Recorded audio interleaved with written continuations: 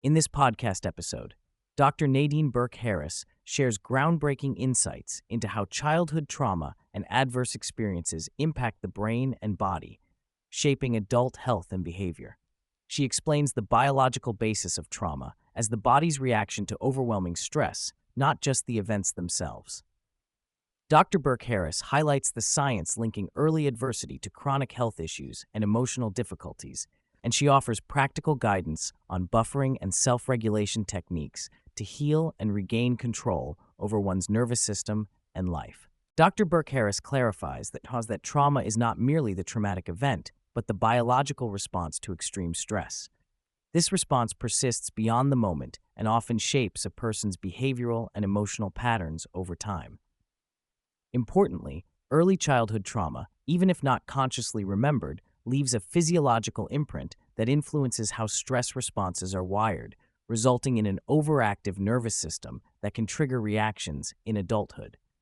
The conversation explores the Adverse Childhood Experiences (ACE) study, which identified 10 categories of childhood adversity, such as various forms of abuse, neglect, and household dysfunction. Astonishingly, 2/3 of people have experienced at least one ACE, and about 1 in 6 have experienced 4 or more. The study found a dose-dependent relationship between the number of ACEs and the risk for depression, substance abuse, heart disease, autoimmune disease, and other chronic conditions.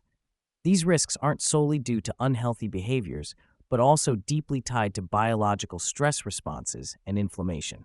Dr. Burke Harris shares a poignant clinical case of a young boy who stopped growing after experiencing sexual assault at age 4. His growth arrest and worsening asthma symptoms demonstrated the profound physiological toll of trauma-related stress hormones. Treatment focusing on psychotherapy rather than hormone therapy helped regulate his stress response and enabled physical healing, showing trauma's tangible effects on body systems. The discussion turns to how undiagnosed trauma manifests in adult relationships, work life, and health. An overactive stress response can cause disproportionate reactions to everyday triggers, leading to strained relationships, headaches, autoimmune issues, and emotional dysregulation. Trauma doesn't always outwardly express itself as extreme behavior. Sometimes it lives silently as chronic physical and emotional distress. Dr. Burke Harris introduces the concept of buffering, which refers to deliberate interventions that help regulate and calm an overactive stress response.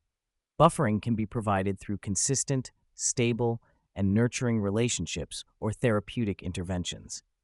In children, it looks like a calm, reassuring caregiver who acknowledges fear and provides physical comfort, which biochemically counteracts stress hormones by releasing oxytocin.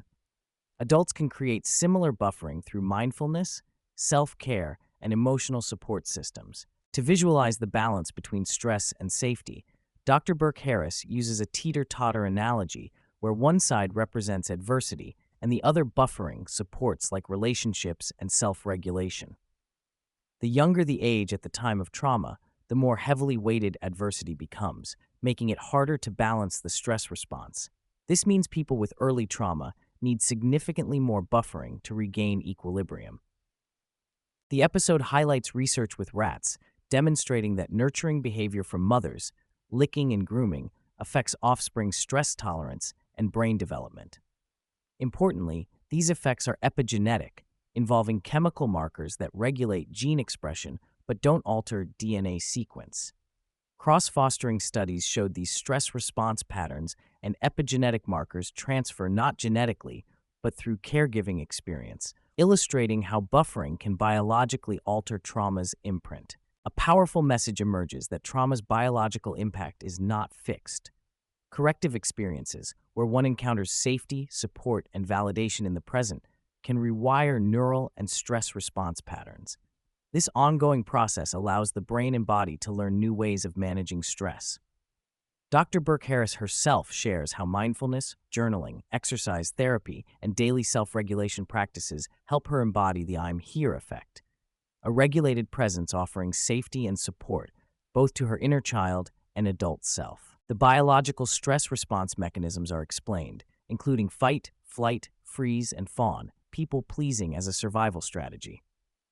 When amygdala, the brain's alarm center, activates during threat, it suppresses prefrontal cortex functions like judgment and impulse control to prioritize survival. This explains why trauma survivors may experience difficulties with motivation, organization, and emotional regulation, as their executive brain functions struggle to engage under chronic stress. Dr. Burke Harris underscores that motivation and mindset can falter when the nervous system is dysregulated because the brain's survival mode dampens the capacity for self-control and planning. Attempting to power through without addressing this biological reality often leads to shame and isolation, which compound stress and make healing harder. Recognizing the biology behind these struggles opens the door to compassion and adaptive strategies rather than self-blame. The conversation lays out simple yet evidence-based approaches for buffering the stress response, including sleep, exercise, nutrition, mindfulness, mental health care, healthy relationships, and time in nature.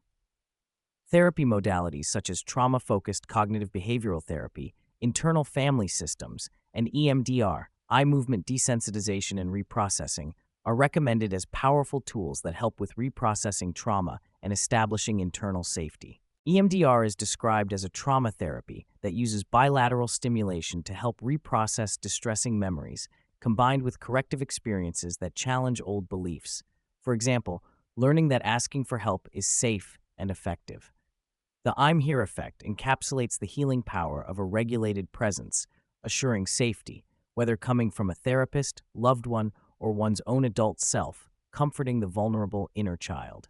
For those who recognize trauma responses in people they care about, Dr. Burke Harris advises being a regulated presence who witnesses and validates their experience without judgment. Expressing love and hope for healing can be deeply supportive. Building strong, safe, and stable connections benefits both the person healing and their loved ones as they work toward balance and well-being. Dr. Burke Harris encourages listeners to have the courage to acknowledge their own ACEs and how those experiences influence their lives today. From there, it's about building a support network and engaging in self-regulation strategies that create an infrastructure of resilience. She stresses that this preparation is not just reactive, but proactive. Building systems of support before crises occur is love in action.